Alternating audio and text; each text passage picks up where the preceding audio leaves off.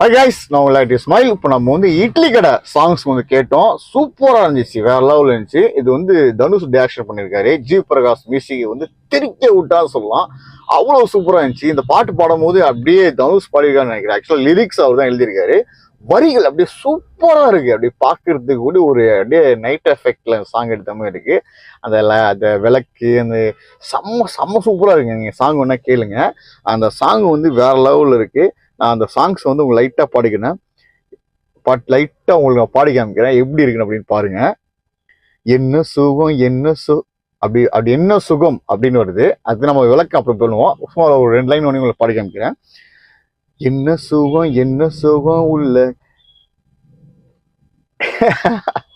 பார்க்கும் போதே என்ன சுகமா இருக்கு. இன்னும் அப்படி பாடிடுறீங்க.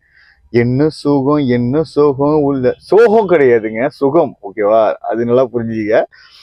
என்ன சுகம் இதுக்கு சோகம்னு வருது எனக்கு. திரும்பி நான் பாடி காமிக்கிறேன். என்ன சுகம் உள்ள எத்தனை நாளா எங்கிருந்த புள்ள இருளா தேடுற. திரும்பியும் பாடிடுறேன். கட் பண்ணிக்கலாம். கண்ணாடி போட்டு கண்ணு வர தெரிய மாட்டேது. ஆக்சுவலாக நம்ம கண்ணாடி கழட்டிட்டு பாடிடுவோம். என்ன சுகம் என்ன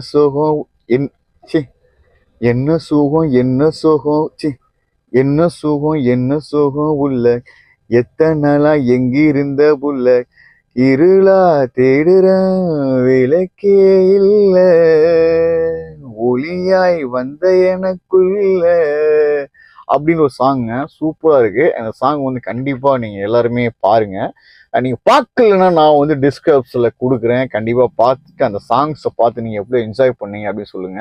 என்ன சுகம் அப்படி வாய்ஸ் பக்காவா இருக்குங்க. நான் நைட்டுக்குள்ள நான் இந்த பாட்டை முடிஞ்ச வரைக்கும் கன்ஃபார்ம் சொல்ல முடியாது, முடிஞ்ச வரைக்கும் பாடிட்டு நான் உங்களுக்கு அதை பாடி காமிக்கிறேன் என் வாய்ஸ்ல. கண்டிப்பா தனுஷோட வாய்ஸ் அப்படியே மேட்சிங் ஆவாலாம் இருந்தாலும் கூட இந்த இட்லி கடை படையில இட்லி கடை ஃபிலிம்ல நான் பாடினா அப்படி இருக்கும்.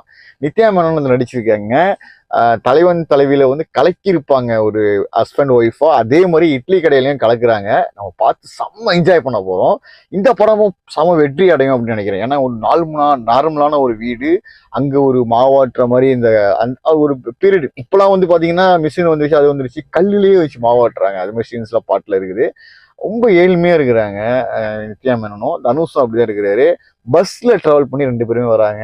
மாண்டேஜ்லாம் சூப்பரா இருக்கு, சாங் சூப்பரா இருக்கு. சீக்கிரம் நீங்க சாங் கேட்கலன்னா இப்ப நீங்க தான் ரிலீஸ் பண்ணிருக்காங்கன்னு நினைக்கிறேன். எனக்கு அப்பதான் வந்துச்சு. பார்த்த உடனே நான் உங்கள்கிட்ட இதை பகிர்ந்துக்குன்னு ஆசைப்பட்டேன்.